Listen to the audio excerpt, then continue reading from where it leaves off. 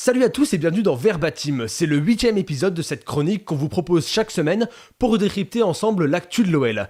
Alors cette semaine on va parler assez largement du match contre Dijon, vous vous en doutez, match nul à domicile, 3 buts partout, donc match assez décevant. On va également essayer de voir dans quelle dynamique s'inscrit ce match et d'essayer de savoir si l'OL est en danger pour la suite de sa saison. Et enfin on va parler du match contre l'Atalanta Bergame jeudi prochain. C'est parti!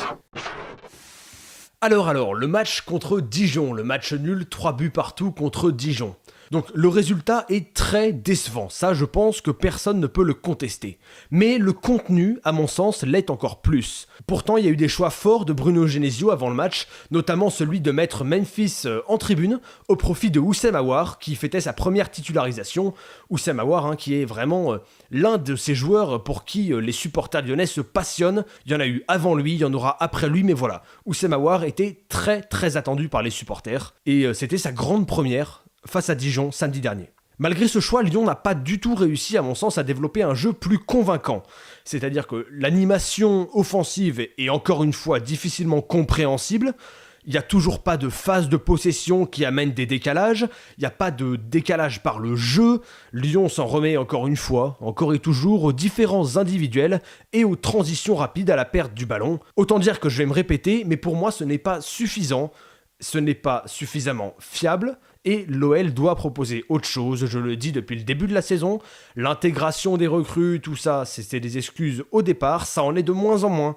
Et Lyon doit vite proposer quelque chose de plus cohérent. Sur plusieurs phases, Lyon avait un bloc très bas et a fait le choix de laisser venir Dijon. On pouvait penser que le choix du bloc très bas était seulement lié au contexte du match contre le PSG au Parc des Princes, mais apparemment c'est pas le cas, et c'est inquiétant parce que laisser venir Dijon à domicile quand on est l'Olympique Lyonnais, ça fait pas très sérieux et je pense que les supporters sont en droit d'attendre autre chose de leur équipe.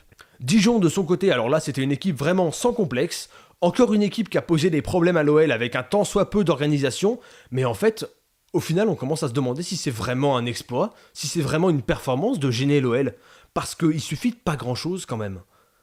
Là, Dijon, c'était clairement pas l'adversaire le plus organisé, le plus mieux structuré que Lyon ait affronté depuis le début de la saison. Pourtant, toujours les mêmes difficultés, toujours ce même manque de création, ce même manque de maîtrise du jeu. Donc voilà, les Dijonnais ont fait leur match, ils ont joué avec leurs armes et ils ont posé des problèmes, malgré les différences stratosphériques de qualité intrinsèque entre les deux effectifs. Enfin, je veux dire, il n'y a quand même rien à voir en termes de potentiel entre l'effectif de Dijon et celui de Lyon. L'un des regrets de ce match, c'est que Tanguy Ndombele n'a pas réussi à avoir la même activité qu'au Parc des Princes. Il a eu plus de mal à casser les lignes, j'ai trouvé. Bon, il fait quand même un match assez intéressant, et pour moi, c'est un des meilleurs Lyonnais sur la pelouse. Voilà, on n'a pas eu la confirmation qu'il allait répéter le genre d'effort qu'il a fait au Parc des Princes. Bon, bien sûr, on va pas s'enflammer. Bien sûr, on peut pas attendre de lui qu'il ait ce niveau-là chaque week-end. Et globalement, c'est un match satisfaisant, mais j'en attendais un peu plus après ce que j'avais vu contre Paris. Offensivement, ce qu'on peut remarquer, c'est que bien sûr, beaucoup de décalages sont venus des latéraux côté lyonnais. Défensivement, il y a eu des inattentions et des erreurs de placement, c'était n'importe quoi défensivement. Dijon a pu se créer en fait des situations extrêmement facilement. Il suffisait d'amener un centre, il suffisait d'un coup de pied à arrêter. L'OL s'est retrouvé en danger pour 3 fois rien. On avait vu une certaine maîtrise défensive au cours des premiers matchs.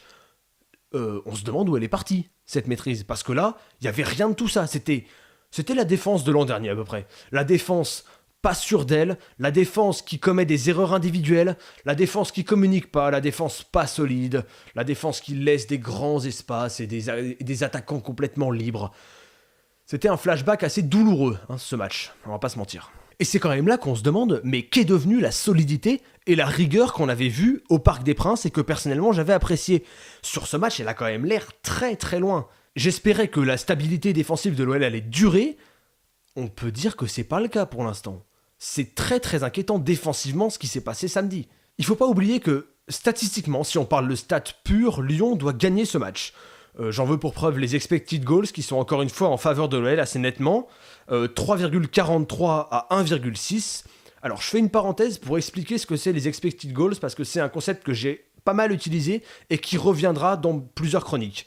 En fait, c'est une valeur qui est attribuée à chaque frappe selon la probabilité qu'elle a de finir convertie en but. Alors, il y a des statistiques qui sont établies pour dire que telle frappe à tel endroit, dans telle position, enfin voilà. Ce sont des calculs que je n'ai en aucun cas les moyens d'expliquer parce que je ne les comprends pas. Je n'ai pas les capacités de faire ça. En attendant, ça permet de se dire, sur cette frappe, et donc sur cette occasion, il y a X% de chances que ça finisse par un but.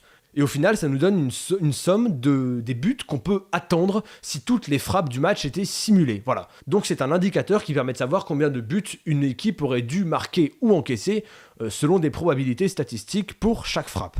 Donc pour moi, c'est un outil extrêmement intéressant, c'est de plus en plus utilisé.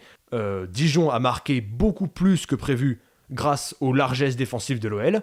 Et en face, Lyon n'a pas réussi à répondre par une efficacité démesurée, comme ça a pu être le cas dans les premiers matchs. Donc au final, Lyon, statistiquement, doit gagner ce match. Pour autant, c'est pas suffisant. Et même s'il y a eu des situations qui ont été créées par les hommes de Genesio, dans le jeu, dans le contenu, c'est clairement à des années-lumière de ce que les supporters peuvent attendre. Après le match, Bruno Genesio a déclaré « Il faut continuer à avoir le projet que nous avons dans le jeu. » Mais tellement pas, mais absolument pas, Je comprends pas comment on peut faire cette déclaration. Quel match il voit Bruno Genesio? Quel match le staff voit? Quel match le président Aulas voit pour se dire « Ah non mais c'est très bien, il n'y a aucun souci ». À quel moment on s'inquiète de voir Lyon laisser le ballon sur plusieurs phases à Dijon, de voir Lyon incapable de faire la différence et d'avoir une structure cohérente offensive? À quel moment on s'inquiète? Et comprenez bien, je veux bien entendre que le projet soit en construction. Je veux bien entendre tout un tas de choses, je veux bien entendre que l'équipe a besoin de travailler, je veux bien laisser du temps à Genesio avec ses nouveaux joueurs, tout ça. Mais à condition d'une remise en question, à condition d'une certaine honnêteté, d'une certaine sincérité. Là, le fait de dire qu'il faut continuer dans ce projet, je vous promets que si l'OL continue dans ce projet de jeu-là, on va s'en taper des purges, et je me demande bien à quelle place l'OL finira. En Ligue 1, je l'ai dit en début de saison, il y a beaucoup d'équipes qui travaillent et qui progressent vite et bien. Donc si l'OL n'est pas dans ce bon wagon, s'il n'y a pas de remise en question après des matchs d'un contenu aussi pauvre, le classement à la fin, il va être moche. Et il l'est déjà. En point positif de ce match, on peut bien sûr parler de Houssem Aouar, qui malgré le fait qu'il n'était pas à son poste, il était sur un côté, a apporté un peu plus de fluidité dans le jeu et a tenté d'initier des mouvements. Et ça fait du bien. Ça fait vraiment du bien de voir un joueur intelligent qui a conscience de ses partenaires. C'est dire où on en est, On est content de voir un joueur qui a conscience de ses partenaires. Mais voilà, je l'ai trouvé très très intéressant pour une première titularisation, il est récompensé par un but, donc voilà, à suivre, j'espère qu'il aura des chances de se montrer, et j'espère une grande carrière sous le maillot lyonnais. J'ai beaucoup aimé Kenny Tété et Ferland Mendy sur le plan offensif. Bon, Ferland Mendy, j'avais déjà parlé de son potentiel, il l'a montré sur ce match. Offensivement, c'est vraiment très très très intéressant ce qu'il fait. Il est à l'origine du premier but, notamment. Je l'ai trouvé souvent disponible et assez constructif dans ce qu'il faisait, en plus d'apporter une certaine touche technique qui, pour un latéral, est relativement rare, je trouve. Kenny Tété, de son côté, on commence à s'y habituer. Offensivement, c'est intéressant, ça peut dédoubler avec Traoré, en tout cas, ça va proposer des solutions. Après, il faut qu'un attaquant réussisse une passe à 3 mètres. Mais bon, il propose, il est là, et voilà, il est intéressant à mes yeux. C'est une transition parfaite pour mes points négatifs, parce que mes points négatifs de ce match, c'est Ferland Mendy et Kenny Tété sur le plan défensif. Ferland Mendy, parce qu'il provoque un penalty un peu bête, c'est une action un peu cafouillage, on comprend pas trop. Ça arrive, c'est dommage, mais bon, ça pose problème dans le match à l'OL. Et puis Kenny Tété, parce qu'à un moment donné, le marquage avec Marcelo, il va peut-être falloir coordonner ça un petit peu mieux. Parce que là, il y a des erreurs où chacun pense que l'autre a le joueur, ça donne 2 buts pour Dijon, c'est quand même pas possible. On avait vu une défense très solide parfois depuis le début de saison, on avait vu Kenny Tété résister face à Neymar, mais si c'est pour être responsable sur 2 buts de Dijon, mais c'est pas la peine. Et puis bien sûr, le gros point négatif, j'en ai déjà parlé, mais je vais continuer à en parler, c'est l'absence d'intention de jeu et de maîtrise. Sur le plateau du Canal Football Club et tout le week-end dans la presse, on a eu tout un tas de gens qui nous expliquaient qu'ils ne comprenaient pas ce que faisait Marcelo Bielsa à Lille. C'est leur droit. Moi, j'aimerais leur demander en retour, est-ce que vous comprenez ce que fait Bruno Genesio à l'OL? Peut-être que c'est moi qui comprends pas. On peut envisager que je sois une tanche absolue en foot et que à la fois Jean-Michel Aulas et Bruno Genesio soient beaucoup trop loin pour que je puisse les comprendre. Et je dis ça extrêmement sérieusement, je veux bien admettre cette hypothèse. Mais j'aimerais qu'on m'explique alors. qu'on m'explique en quoi ça va dans la bonne direction, qu'on m'explique en quoi il faut continuer dans ce projet de jeu. Parce que pour l'instant, il y a des guillemets autour de cette expression. Alors, qu'est-ce que ça veut dire, ce match ? Pour moi, ce match, c'est un des plus inquiétants depuis le début de la saison. Parce que si on enlève le PSG, qui est un match à part, comme je l'ai dit, mais la dynamique, elle est tout sauf bonne. La dynamique, elle est extrêmement inquiétante.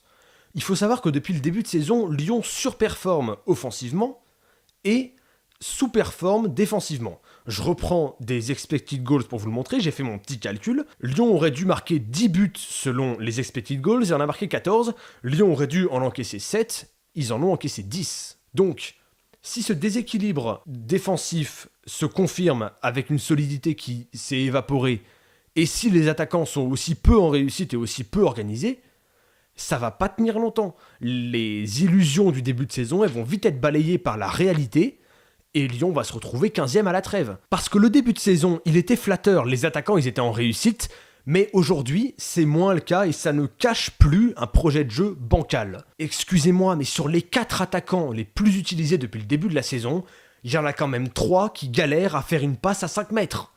Traoré, Mariano, Memphis, Traoré étant le moins pire des 3, pour combiner, pour être en relation avec leurs partenaires et pour créer du jeu, c'est extrêmement laborieux. Comment c'est possible d'organiser une équipe en fonction de ça ? Et que ces joueurs aient des lacunes, ça me dérange pas, mais on voit aucune progression. Qu'est-ce qui est travaillé à l'entraînement au bout d'un moment ? Elle est quand même là la question aussi. Comment c'est possible qu'on ne constate pas de progression tant personnelle que dans l'animation collective ? C'est une des questions que je me pose.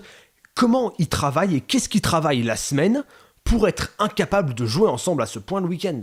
Memphis et Mariano, j'en ai déjà énormément parlé, mais Traoré se met aussi à rater des passes extrêmement faciles.